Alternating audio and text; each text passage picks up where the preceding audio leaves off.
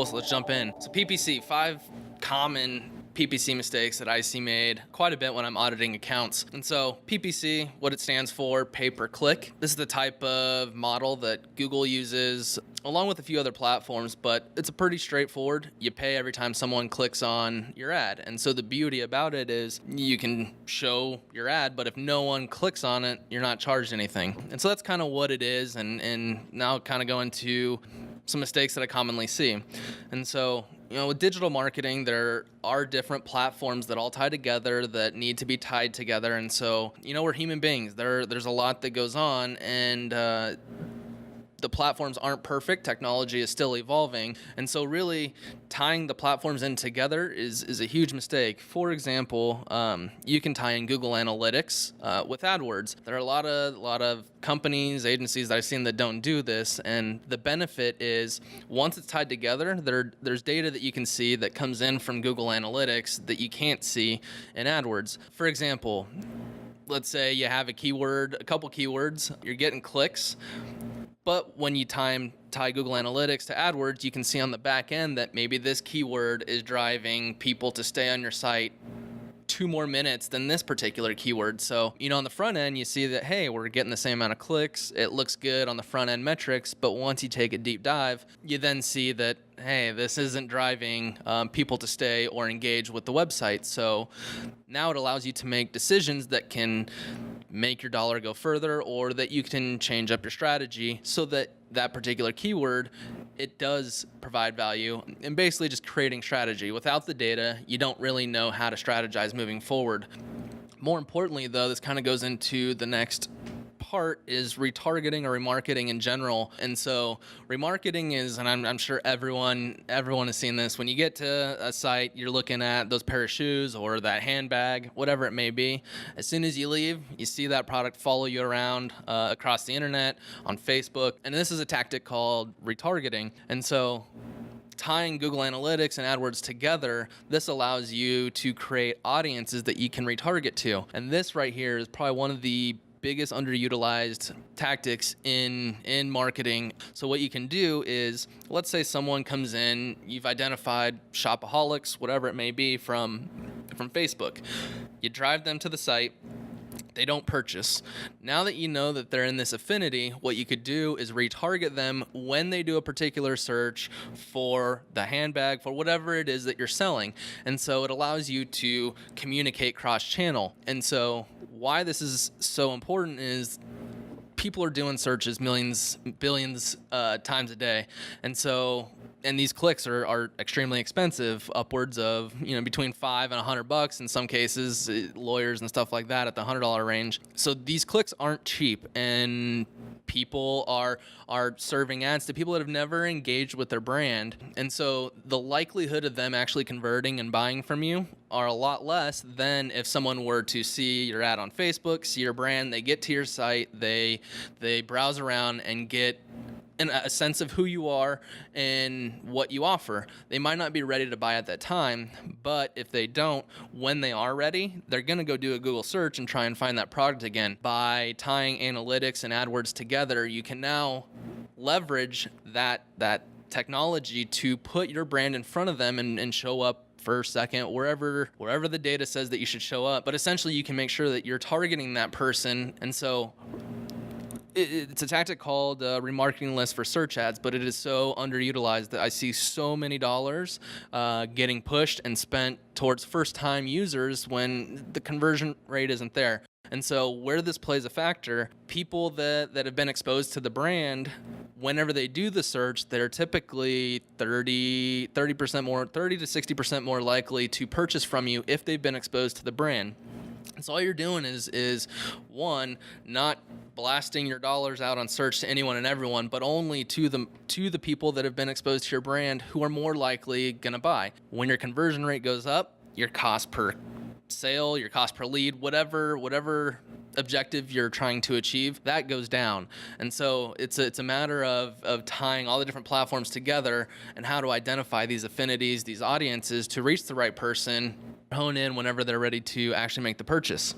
Overall, just remarketing is too general. And so going back to my last example, you see the same product over and over and over. What if you're not really interested in that product, but something similar to it?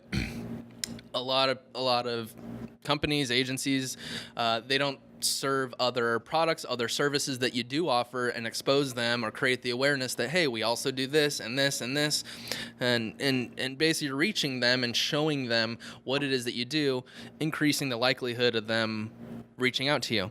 When it comes to T General, most agencies or company use a 30-day look-back window, and that means if they've engaged with your brand, been to your site, they'll hold you in this audience pool for 30 days, and then after that 30 days, you're no longer in that pool.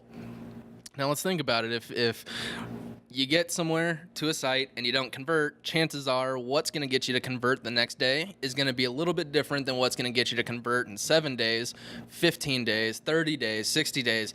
And so what a lot of advertisers are doing are just using this 30-day look-back window and messaging with the same message. And it just isn't resonating. You're pretty much wasting dollars. And so one way to circumvent that is to create different audience look-back windows. Google, Facebook, all the different platforms allow you to say, if a person goes to this page, have them in an audience pool for only 3 days. And then you create all these different audiences, and then you can create messaging and allocate different dollars towards that audience. And what a lot of advertisers don't do is, well, create audiences based on behavior. So going back to the search, you have the ability to not just target someone that's been to page XYZ, but also what they've done on the website.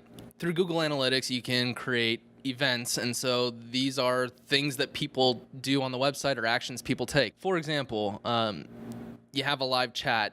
You can tell when someone has actually clicked on that live chat or have actually engaged. You can also track if they've called out or reached out, or if they've converted. So what you can do is, if they've reached out on a live chat and they still haven't converted, maybe they need an actual human being to talk to. And so you can retarget them and say, hey, notice that you still don't have, or notice that you haven't purchased. How about giving us a call or coming into our office and talking to us one-on-one? It allows you to, one, see what people are doing, but two, once you identify that if they've done XYZ and haven't converted, what else can I do to try and get them to convert? And so it helps you re-message and message them in a way that gets them to actually take the action that you want them to take, whether it's fill out this form, give me a call, whatever it may be. So retargeting based off of consumption is just so underutilized, and it's a way to be more efficient with your dollars, also bring more value to your prospect, which ultimately increases your overall conversion rate. So one thing that is underutilized, or that marketers are doing wrong, is just optimizing towards the wrong conversion types. And so sure, it'd be great that every click resulted into a sale. That'd be awesome. But that's typically not what happens in a sales cycle. So for example, what we could do is, if we're reaching a first-time user, we're optimizing towards cost per clicks. We're just trying to get them to the website, to the brand, as cheap as possible. And so you just make sure you're only reaching first-time users.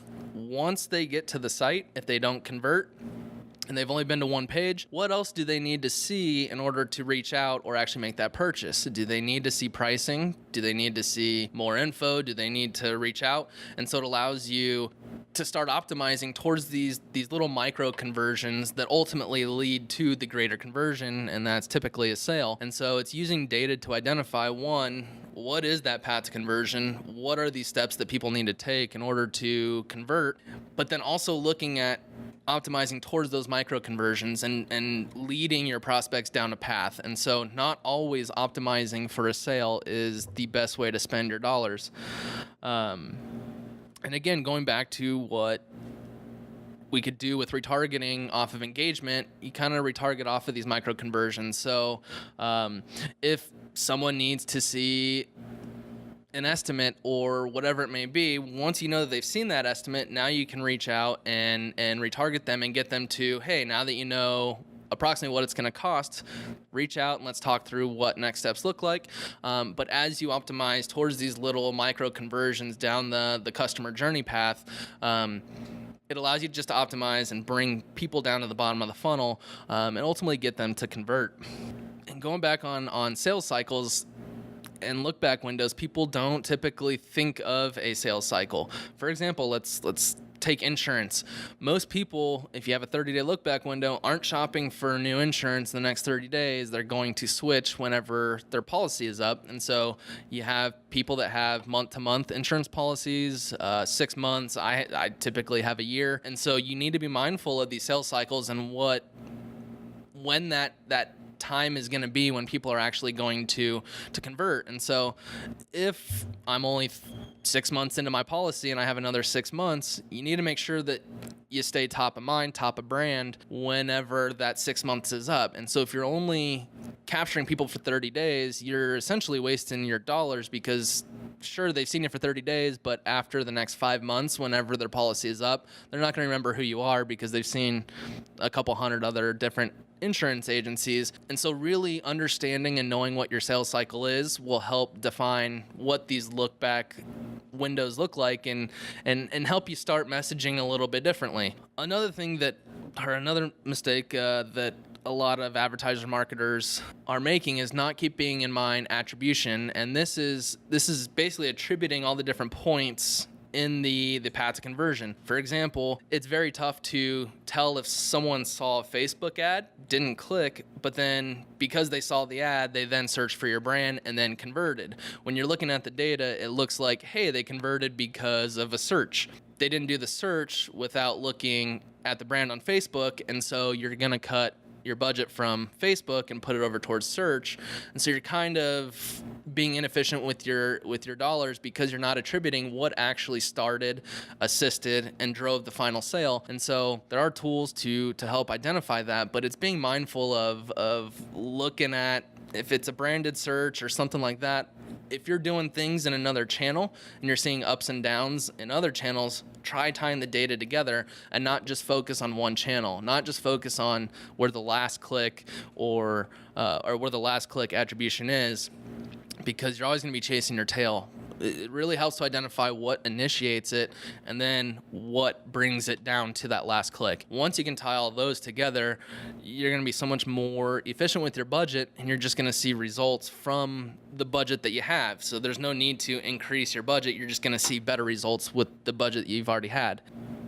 A huge opportunity that I see quite a bit is exclusions. And so on Facebook, on Google, on YouTube, on all that stuff, you can tell those platforms to not show your ad if someone falls within these parameters. For example, if someone is searching for bad insurance companies or negative things, you definitely don't want to associate yourself with that. But if you're only targeting ice cream shop and someone types in bad ice cream shop, you have the chance to show up. And so there's a lot of wasted spend in one showing up for searches that there's no intent to buy, but also for things that people are looking for on a negative standpoint, and they kind of see your brand with that, and it doesn't create a good brand awareness.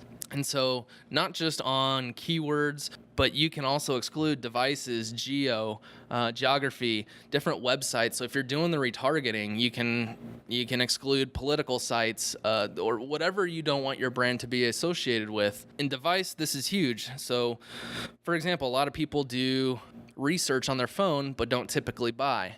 And so this is a great opportunity to reach first-time users who are researching or in the research phase to show up and just make sure your dollars are on mobile so that you're in front of them when they're out and about. They can engage with who you are and learn who you are. But a lot of actual conversions, the phone calls, the form fills, and everything like that happen on a desktop. And so it's being mindful of what device am I reaching first-time users on? What device do I want them to take an action on? Can they take that action on what we're doing? I can make phone calls on my computer because I have FaceTime and stuff like that. And so retargeting on desktop, if you're trying to get phone calls, might be an option. But there are quite a few computers that don't have that ability. And so if you're trying to generate phone calls and you're retargeting people on desktop and they can't even take that action, you're kind of wasting budget. And so it's just a matter of being mindful of what it is that you want the consumer to do, where they're at in the funnel, making sure that you are targeting them, but also excluding the people that won't do the action or whatever KPI, key performance indicator metric that you're trying to optimize for. And so, I mean, these are just five of some simple mistakes that I see, and I mean there are quite a few. And so, as you can see, there's quite a few different areas to think about, and it's a matter of just going through and really thinking through what it is that I want this person to do, where are they at in the sales funnel, and then what do I need to target them to get them down to that bottom of the funnel where they'll then make that purchase. I mean, in conclusion, just really think about how you're messaging people throughout the sales funnel. Take a look at the length of time in which you're messaging these people. Does it fall within your sales cycle? Think of the different actions that people need to take in order to make that purchase, and make sure that you're messaging them throughout that cycle, and just make sure you're looking at all the right data and making sure that you're not excluding certain channels because it's not ultimately driving a sale, but it might be initiating the sale. And so make sure you're not taking budget away from things that are generating or starting that conversion.